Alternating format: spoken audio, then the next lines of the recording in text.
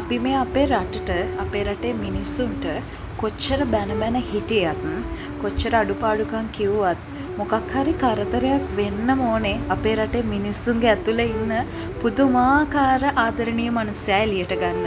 රම්බොඩදී වෙච්ච අනතුරෙන් පස්සේ Facebook එකේ දැකපු පෝස්ට් ටිකක් හින්දා මට හිතුණා ඇත්තටම මිනිස්සු වගේම දෙවිවරුත් අපේ අතරේ ඉන්නවා කියලා. අර අම්මා නැති වෙච්ච පුංචි දරුවන්ව හදාගන්න එක්කෙනෙක් ඉදිරිපත් වෙලා. එතකොට බස් එක හින්දා තුවාල වෙච්ච මිනිස්සුන්ගේ ගෙවල් වල අයට හොස්පිටල් එකට එන්න අර එයාලා බලන්න එන්න නවාතැන් නැති අයට නවාතැන් දෙන්න කට්ටියක් ඉදිරිපත් වෙලා.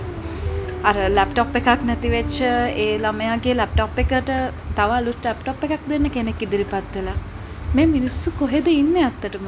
කරදරයක් වුණාම එළියට එන මිනිස්සු තමයි ඇත්තටම සංවේදී මිනිස්සු. සමරන්න එන මිනිස්සුන්ට වැඩිය දුක බෙදා ගන්න එන මිනිස්සු තමයි ඇත්තටම ආදරණීය මිනිස්සු.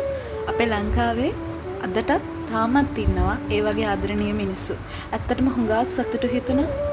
ඒ වගේම ඉක්මන් සුවය ප්‍රාර්ථනා කරනවා. ඒ වගේම හරීම දුකයි ඒ වෙච්ච දෙයට. හැබැයි මේ වගේ දේවල් වෙන්න ඕනේ අපේ රටේ ඉන්න හැංගිලා ඉන්න ආදරණීය සුන්දර මිනිස්සුන්ව බලා ගන්න. මේක කියන්න ඕනේ කියලා හිතුණා.